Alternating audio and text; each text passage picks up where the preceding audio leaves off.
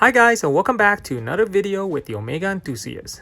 This will be a short video reviewing cushion case vintage Omega watches. There are many similar variations of cushion case Omega throughout the 1900s. Majority were dates between the late 1910s to 1930s. And it is difficult to figure out their model number since inside the case back will only show a serial number. So why are they called cushion case?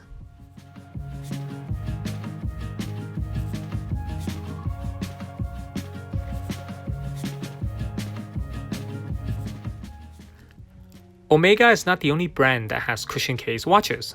If you guys watched my Longines episode, there you will see a Longines cushion case watch that I own.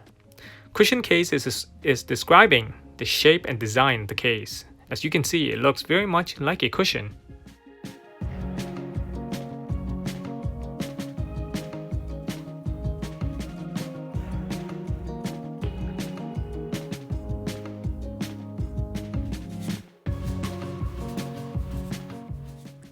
There are a few important things to know when it comes to a cushion case watch. They are old watches that were designed in a period when shock balance was not yet introduced. That means you will need to wear these watches with more cautious, since a light drop can easily break the balance staff pivot. The case material can be in faux steel, solid gold, or silver, which can tarnish over the years.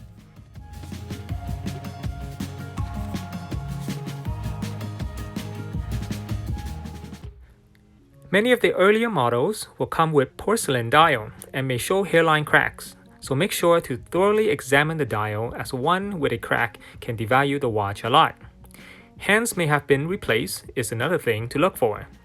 Cushion cases are usually between the case size of 28mm to about 33mm in diameter. They are small watches but can appear very unique on the wrist. The other thing to keep in mind is that majority of the time the case will have wire type lugs, so a special strap is needed.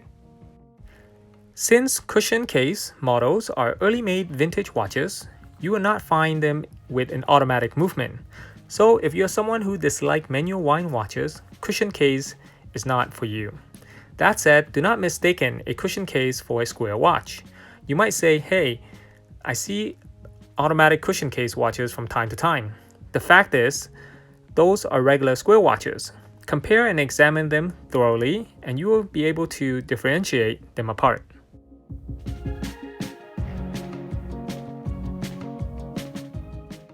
Depending on the model and age of the cushion case watch, the crystal may be made of low dome acrylic or mineral glass.